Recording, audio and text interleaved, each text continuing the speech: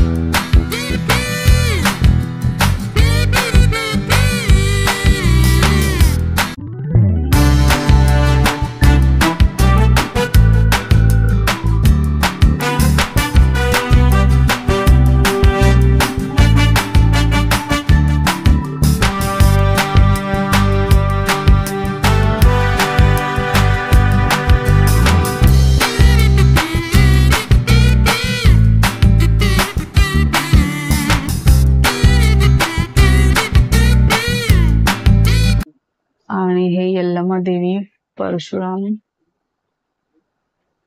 हे ज्योतिबा, यल्लमा देवी आणि हे सर्व भक्तीचे दैवत आहेत.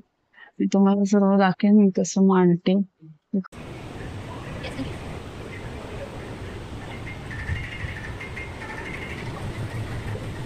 स्वामी